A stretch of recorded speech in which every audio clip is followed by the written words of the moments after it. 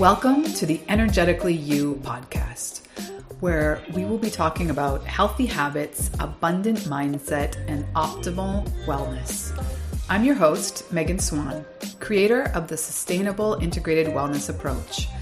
At 30, I sold everything and went on my own eat, pray, love journey, if you will. And now, at 41, I'm still on my first stop here in Mexico, loving life and feeling more energy than ever before. This podcast is for ambitious women who are looking to level up their energy so that they feel happier and more productive throughout their day in all of their projects and passions. Inside, we are going to be talking about ways to truly tune in to our minds and bodies in new ways to leverage our natural energy sources. So let's dive in. I am so excited for this interview. Amy Solara is a incredible being. She is so diverse, and I've been following her and loving the energy and the information that she's putting out with the world. Briefly go over her bio with you. She is a certified Vinyasa and Buti yoga instructor, a mother, a witch, and a priestess. She has been trained in the esoteric arts and the occult by master teachers from all over the world. As a tarot reader, spiritual mentor, and life coach, she offers her clients a holistically soulful approach that is both grounded and connected. Her greatest passion is aiding humans in rediscovering their inner divine through holding ceremonies and workshops that utilize movement, meditation, and magic. Amy is on a personal journey of balancing motherhood with all of the other passions in her life, and especially enjoys helping women find their way on similar paths. She welcomes the simple moments with her children as the perfect teaching space for finding gratitude, presence, and patience. Welcome, Amy. How are you this morning? I'm good. Thank you so much for having me. Oh, it's a pleasure. So just very quickly, you are a yogi, a Buti yoga instructor. I want to dive into that too, because I'm not even sure I know what type of yoga that is per se. A mother, a witch, and a priestess. Can you unravel some of those terms a little bit for us and give us the breakdown of how long have you been embodying those titles and what that means to you?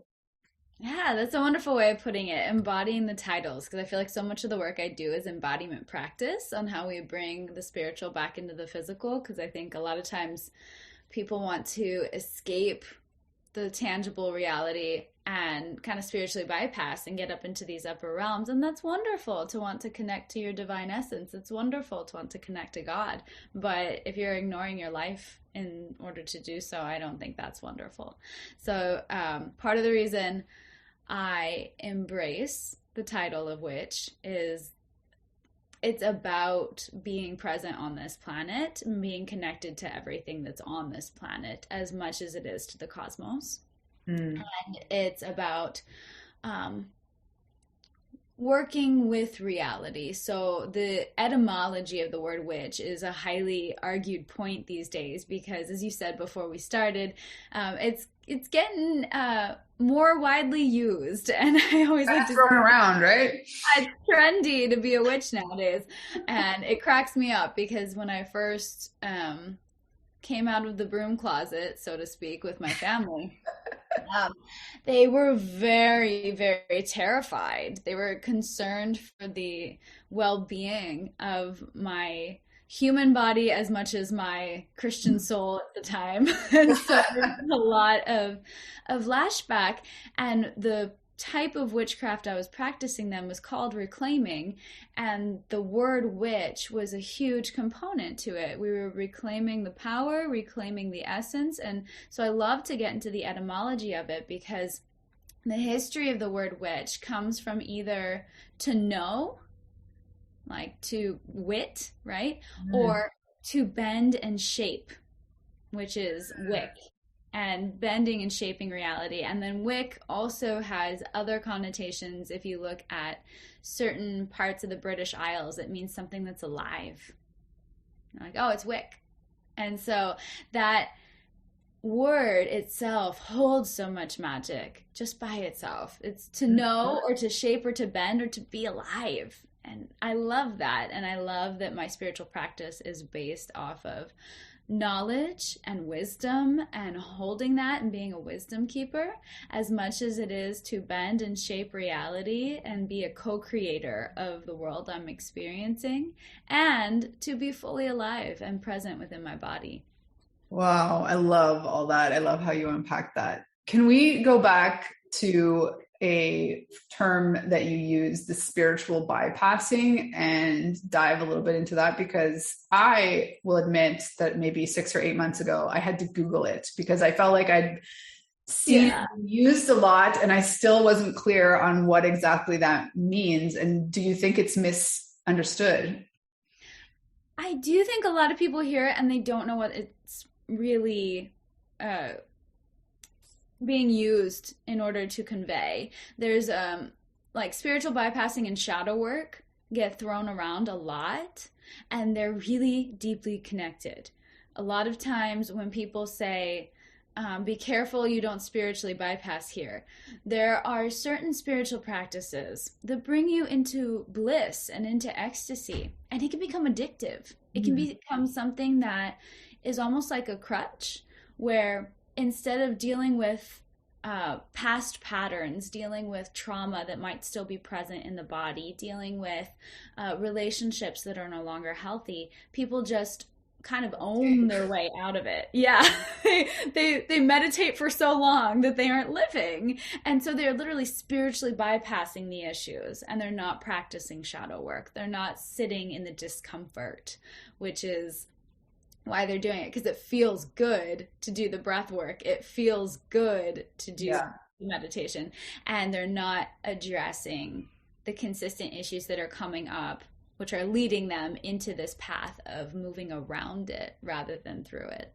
That is what I came to understand after my brief research, but there was still like some controversy. I don't even remember what it was going on that it wasn't clear to me how that term applied to the controversy. Anyway, can you tell us a little bit more about being a priestess and what that means to you? Yeah, so it's funny, I just got a tattoo on the back of my neck that enhances that. There have been, for eons, humans who are intentionally living a path of practices during the day, of the way that they speak, of the energy they work with, that helps channel the divine into the world. And some people do it very intentionally, and some people do it very unintentionally. And I like to live on purpose. I like to be here and be present and make my life a ceremony. And priestesses were either the voice of the gods for the ancients, or they were the stewards of the gods for the ancients. And I like to embrace both aspects of that title without diminishing the divine in others. So this is something I do every yoga class when I say namaste, I bow to the divine in you. And I like to remind people that they also can live a path of priestesshood. They also can live a life as ceremony. And every time you wake up and you think of a prayer to the sun, or every time you light some incense, or you step into conversation with someone, you can be a channel for the divine. You can be an oracle. You can say, this is how I serve the divine on this planet, because we're all on this planet for a reason. And with priestesses, they're aware of that. They're aware of how they are serving in the temple. And I see my own body as a temple. So for me, I'm serving my body. I'm serving my divine soul. I'm serving my other council of elders that's sitting in the heavens. I'm serving all of the ancestors that have led up to this point, that have led to the temple that is this body, as well as the temple that is my home. And like there's layers upon layers upon layers of how I can step into the path of being a priestess. And I am in a place now where I think everyone has the potential, but it's a choice. And so it's not that I am a high priestess and I'm above anyone. It's not hierarchical. It's just an intentional way of living. Well, in a bit, I would love if you would share like a few of the rituals that you teach your clients or that you use in your day-to-day. But first, can you tell us a little bit more about your transition into motherhood and how much of all of the way that you look at the world shifted in that transition? Or were you already like well steeped in all of this spirituality? I think I thought I was. I think I understood myself as totally in the woo, and just living in a life that was very removed from the mainstream already at that point. So I did choose to have my children in a very natural, quiet setting. The first one was at a birth center, the second one was at home. I did want to breastfeed and co-sleep and attachment parent and wear the baby rather than put the baby in a stroller. Sometimes I had strollers when it was the two of them because that was just Too much. easier. But for the most part, I was wearing at least one child at all times because I love to have them close to me. But there was a lot of intentional choices that were made stepping into motherhood from a spiritual perspective, from a holistic wellness perspective, especially the breastfeeding and co-sleeping. I think those are wildly important things. Right. And the next level of spiritual journey opened up at that point because in our culture, I would say stepping out of maiden and into mother is not supported. It is not glorified. It is not kind of put on the pedestal the way that a maiden is. And being in that raw, vulnerable postpartum state is a really wonderful excavation into one's own psyche, into the dark recesses of the unconscious, into a woman's ability to call out to her sisters and actually lean in and find support rather than pull away or try to pull it together, because that's not the point. The point is to be in that open space at that time. And I was really blessed that I had cultivated that circle for myself when I was pregnant, and so I had it to fall back on.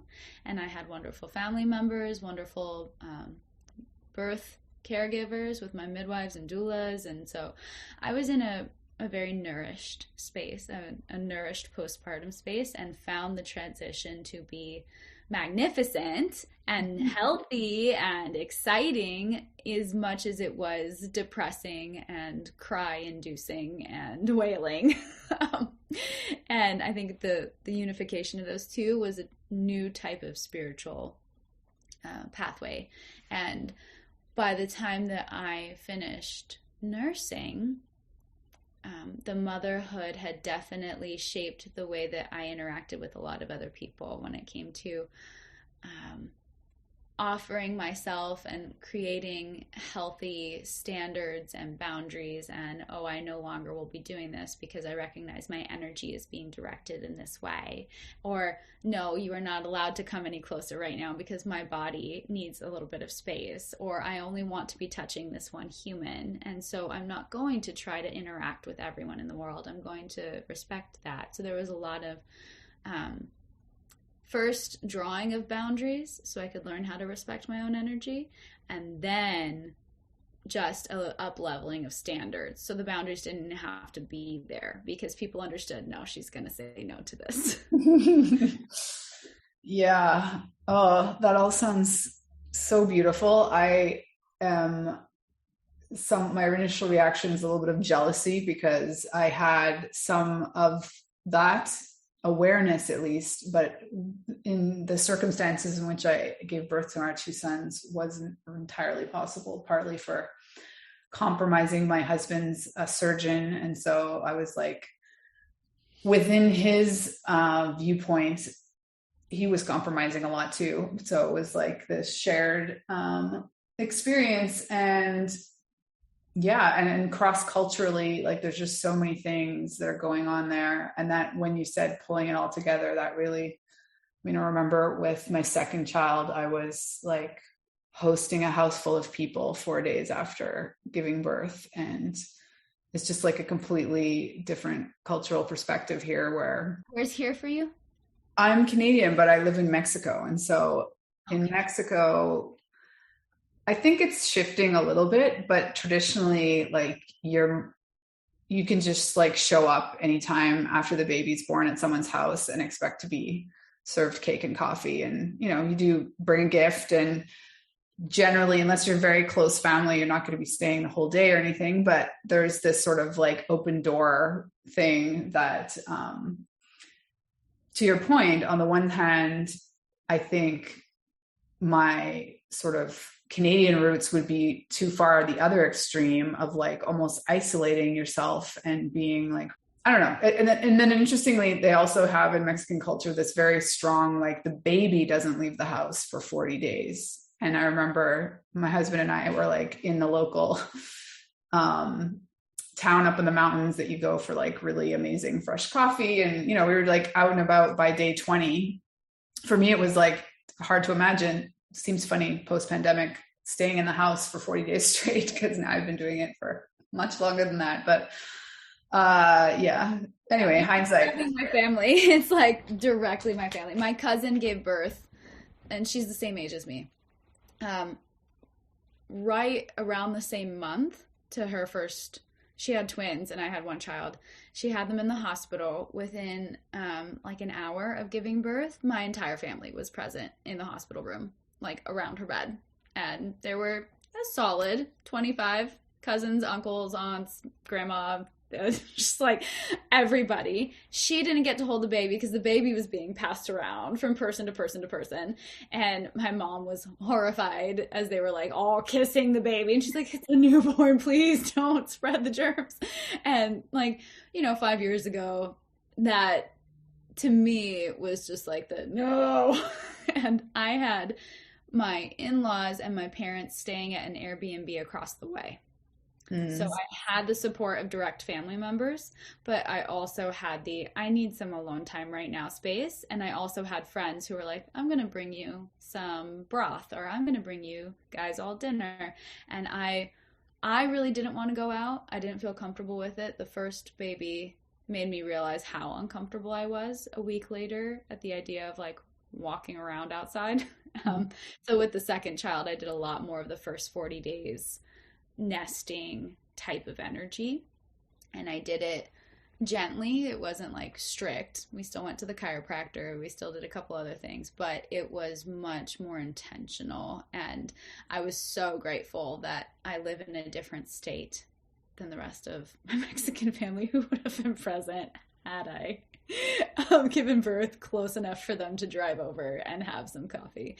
Yeah, well, it's this, I admire, because I had the energetic wisdom of what I needed, but I didn't have the language or the strength or the confidence really to make that known in a functional way. Instead, I just felt like I was being selfish for not fitting in or whatever. But yeah, hindsight. So let's talk more about life as ceremony, because obviously that postpartum, all those aspects of bringing life into this world can be hugely ceremonial, but let's focus more on the day-to-day of the average woman. Like, what can we do to make our life more like ceremony without sort of bringing a layer of stress because it's going to take a bunch of time? Or is this something that you should incorporate, weekly or monthly? I'm guessing you have very strong ceremonies around full moon rituals, that kind of stuff. Yeah, I'm more of a new moon gal. I joke that I was like, so there's some fun old English words that a lot of Wiccans will use, and I am not Wiccan. I'm more what would be called a hermetic witch, but the practice is still the same, where you go clockwise or counterclockwise, and it's called Jeshel or Widdershins. And all of my friends in my first coven were like, "You're a Widdershins witch." I would just like always be doing the other thing.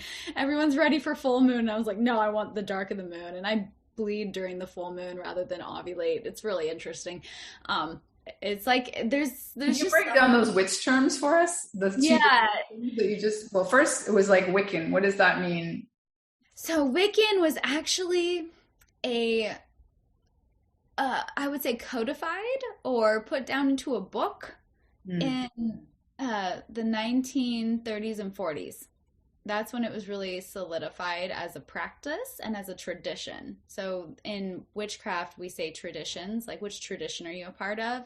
In Christianity, they would say, what denomination? It's the same thing. Like, oh, what are you, Methodist or Presbyterian? And they're like, oh, eclectic. So I was like, oh, this is what happens when Western culture creates religion. We have these little factions that spiral out, and everybody likes their service to start on Sunday at 10 a.m. with this type of singing versus that group. And witches are the same. There's no difference. And I like joke about it. I'm like, oh, but even if you're doing Santeria, it's not going to be that different than if you're doing this type of work or that type of work, or if you're working with the Orishas. So for me, Wiccan was the first access point I had, because that was just the most widely published when I was a child. When I was about 10 and 11, I was doing a lot of reading on it. When I was 12, I told my parents, I'm a witch. I'm going to be a Wiccan. And they were like, quick, call the pastor. Everybody on her. And I was like, you don't have to, my soul's fine. Okay. Fine. And I've been baptized twice, because apparently the first time didn't stick. And I enjoyed reading about Wiccan practices for quite a while after that, but realized it still didn't sit quite right with me. And I started looking at other types of witchcraft. And the one thing that is pretty consistent between most of them is honoring the wheel of the year, which is the solstitial, equinoctial, and cross-quarter holidays. So if somebody was to look at the calendar, the next upcoming one is being really widely celebrated around the world with a bunch of different names. And in Mexico, it's Dia de los Muertos. In America, it's Halloween. In other places, it's other things. In Celtic language, it's Samhain, and it all falls on the same day. It starts on Halloween night when sunset, and then November 1st is like the day the spirits are here, and then November 2nd is when it starts to wind down. And for anybody who's like been in San Francisco during that weekend, it's so intense, all the holidays just like conglomerating. But we know, we feel it, we feel that there's something happening this time of year. The veil is very thin, and we have access to energy that we may have to work a little bit harder to access at other times of years. And that wheel is this consistent model of change and life, being born, growing, and dying, and then going through death and coming out again. And that like model is what's happening right now, where this would be the dying phase, like going into death. And then the next holiday is Yule, and that would be the winter solstice, the light being reborn, the beginning of moving towards the light and the shift and the change, and then it grows. And so this wheel goes in a clockwise direction because it's based off of people who existed in the northern hemisphere. So if you live in the southern hemisphere, it's actually all in reverse, because the sun looks like it passes in a different space during the summertime, so everything goes counterclockwise. But in the northern hemisphere, for everybody who's pagan up here, Jeshel is an old word that means sunwise. So we're following a path geometrically and physically that mimics the action of the sun moving around in the sky from what is observable. And we know now, yeah, the sun doesn't move, we do, but we still go in that direction because it's recognized as the natural order, the primary motion of things. So Jeshul would go from east to south to west to north because the sun rises in the east. It looks like it moves more south as it reaches its apex, and then it sets in the west, and then north is dark. So the assumption of a lot of people in ancient times was that it passed through the night in the north, and that the sun was going through the underworld, and the Egyptians had a fun story about it, and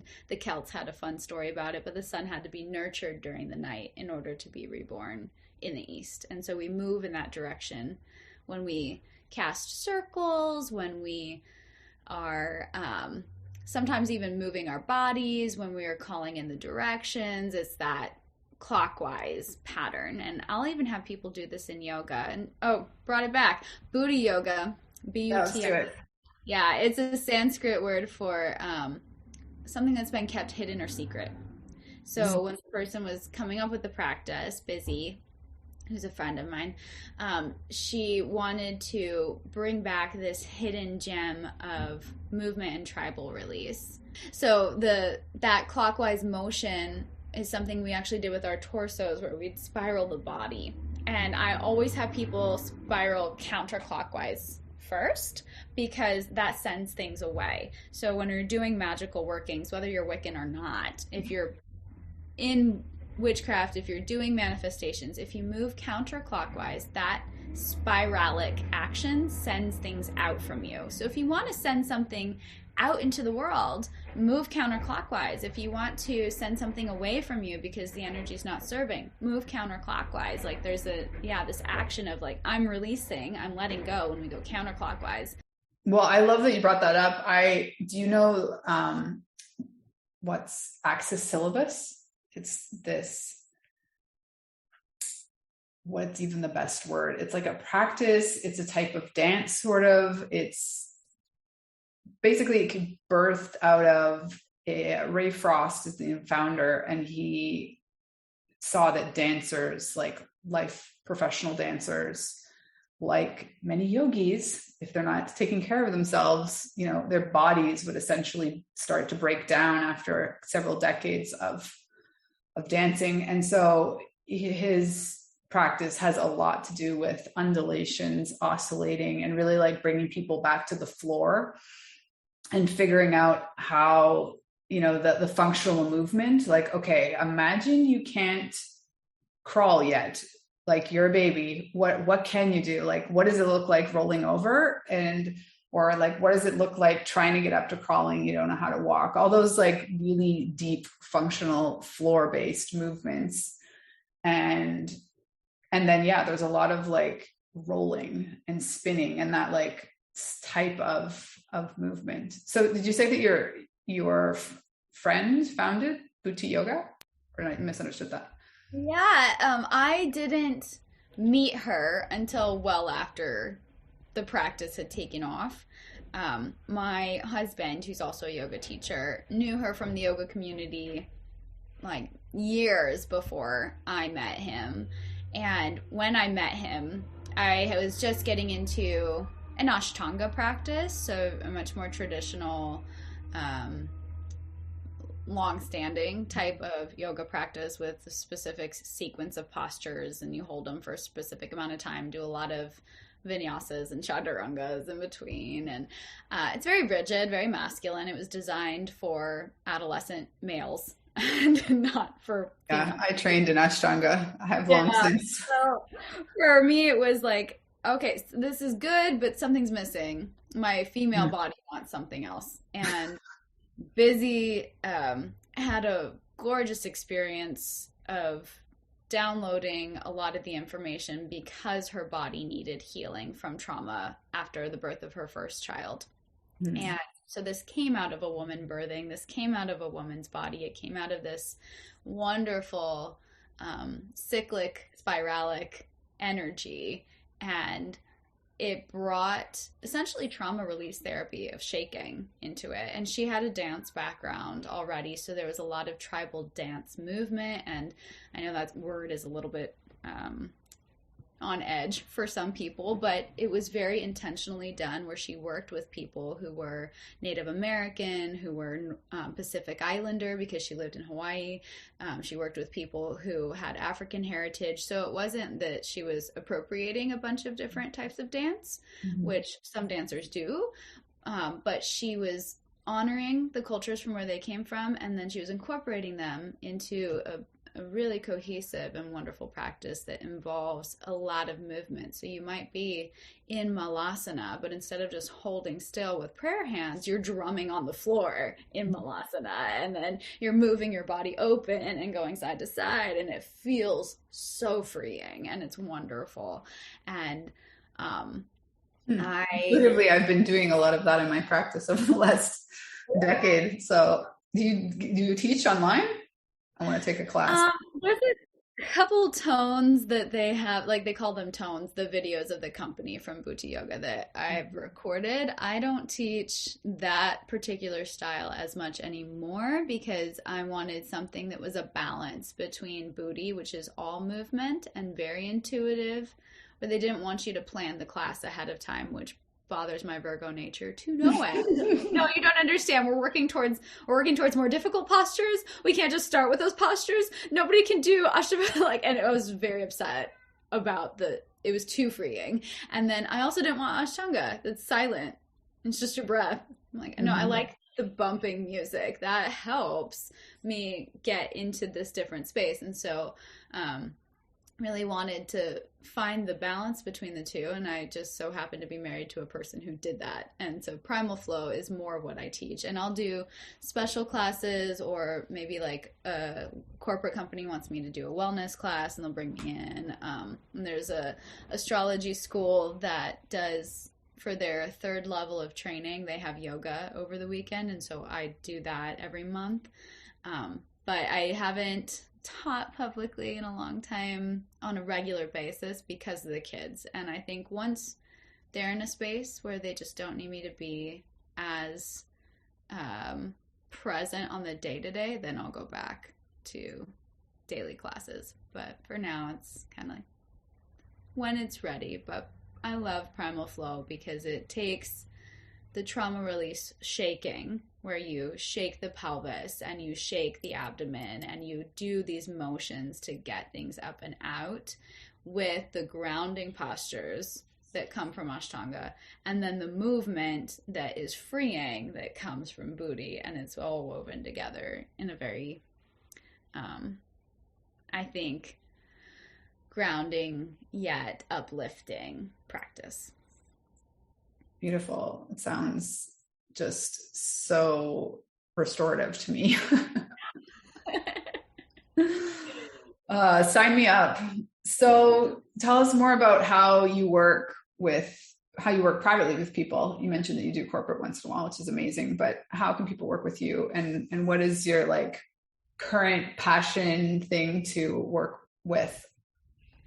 I am right this very second doing a tarot intensive, so helping people walk through the journey of the cards, because they do tell a story in and of themselves, but how to make it not just a divinatory practice where you're telling people about the future, but a meditation practice where you're excavating your own dark recesses of your soul. And I love how you like lightly just throw that in at the end. Because that's what it is. Tarot's all archetypes. It's very Jungian for something that was invented in the Renaissance. It's a beautiful spiritual practice. And I think we were talking about life as ceremony earlier, that tarot is something that can be incorporated daily that doesn't have to take a lot of time once you start stepping into it. At the beginning, you like shuffle, say, show me what today brings, pull a card, and then read in the book about it. You don't have to have it memorized for it to still be impactful, for it to still resonate. And you can do that with oracle cards too if tarot scares you. because that means there's something in there that you're supposed to find out. Can you quickly break down what's the difference between tarot and oracle cards? Yeah, so tarot it's solidified. There's always 78 cards. The 22 major arcana always have a specific meaning, and the 4 minor arcana suits always have a specific meaning, and no matter who draws the pictures or whether it's cats or knights in shining armor that are on them, the names of the cards, the magician will always be the magician, the hermit will always be the hermit. It doesn't change. And so you can have this general understanding and pick up any deck, and if the image resonates for you, perfect. Oracle cards, on the other hand, are individually developed decks that can have any number from 20 to 200, and the author has put intention and meaning behind each card, but it's not universal. You can't see like the mother in one oracle deck and have it be the same as Gaia in another one. They're only contained within themselves. And so you could get to know it really wonderfully, but you wouldn't be able to pick up another oracle deck and understand it as the same thing. Whereas a tarot deck, you can. And so could we say tarot is to witches as Wiccan? No, it's like more solidified, written down, universal? Not necessarily, because Wicca isn't the only one that's There's multiple traditions. Yeah, there's a lot of traditions. Tarot is more like everybody knows that if you're going to cook with salt, it's going to do this thing. Whereas if you have other spices, they add good flavors, but it's not going to be the same. Well, we'll be sharing in the show notes all the ways that people can connect with you, but just quickly, like, what's your preferred way to connect with people? I say if you want to do one-on-one work, go to my website and read about it, because it says who it is for and it says who it is not for. And that's more important than reaching out to me and saying, do you think I should work with you? Because it immediately sets some very clear lines of forward motion. Like, I'm not going to be okay with people who are abusing substances, because I can't help you on your wellness path if you're going to continue to do that. I'm not going to be okay with people who are kind of just looking for the what's the word, almost like the novelty of witchcraft rather than the deep spiritual transformational practice that it is. Back to the trendy witch. I'm seriously considering titling this episode something along those lines, because I think it is very trendy. But yeah, I love that you have such clear boundaries on your website. That I think speaks volumes to your authenticity and sovereignty and everything that you're doing. Is there one last thing that you want to leave us with? A consistent theme around the world of light, right? Bringing the light back in, whether you're seeing it as the Christ child being reborn, as Horus being born out of Isis, as the green man being born out of the goddess. This theme of the light being reborn is the biggest one. So whether you light a candle and you just kind of contemplate bringing the light back in, or you want to do a fuller ritual, which for us would be turning out all the lights and having one candle stay lit, and then maybe lighting candles around the house and saying, like, I'm bringing the light back to the world. It can be super simple. It doesn't have to be super fancy. And we already do so many rituals for Yule. We bring evergreens into our homes. We bring family into our homes, and we feel the warmth of that. We contemplate the darkness of the year and the coldness of the year, and how there's still joy and light at the core of it. There's this understanding it's a magical season. So as we're in this like deep darkness, we're gestating. What are we going to be birthing? And a lot of people do it on New Year's Day rather than on solstice, but with that rebirthing of the light, that one candle that lights the others, we talk about our intentions. And a fun thing to do if you have fire safe space in your house is write something on one side of the bay leaf like those little bay leaves you dry and put in soup. Right on one side what you're letting go, and on the other side what you're bringing in, and then you burn it and you let the smoke take those intentions up and out with the candles and with the light, and say like, okay, I'm starting anew. A lot of people see this time as like the new year moving in. For witches, it's Samhain, because it's like the darkness signals, and here we go, because that's the beginning of the conception and the process of being pregnant, and then the birth happens at the solstice. So that's like the new year being born. So honoring it as quiet time, and maybe you do like a minute of silence with your family, and you can get kids, it's like a game. You're like, okay, we're gonna light the candle, stare at the candle, don't talk, shh, the fairy's gonna get you. And just like be quiet with them and let them sit in that space of stillness, and we ask the kids, and my friends ask their kids, of what do you want for the year? And they're always like, polar bears, trains, and they say weird things, but it's still like the beginnings and planting those seeds with them. Whereas for the adults, we can contemplate, okay, this is the dark time. What do I do in my darkest hour? Do I close off? Do I isolate? Or do I turn to my community? Do I look for the light?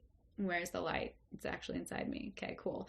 And moving through that exercise is a fun way to celebrate. We'll roll beeswax candles. We'll have certain essential oils misting, and it feels very festive. But I think that's a good practice of intentionally lighting a candle, having a moment of silence, and then thinking about the intentions of the year forward. As the light grows, what do you want to grow with it?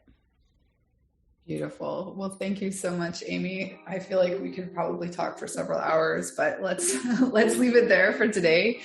And I really appreciate all of your wisdom. I'm pretty drawn to learn so much more from you. I'm sure we're going to work together in the future. Anything else you wanted to say before we part, please, for today? That's it for today. I feel pretty complete. Thank you for having me. Thank you. Thank you so much for listening to Energetically You. I hope that this episode has helped you to tune into your natural energy sources so that you feel more energized and focused throughout your day. If you enjoyed the episode, please take a second to rate and review. Each review helps us to help more ambitious women just like you accomplish their goals.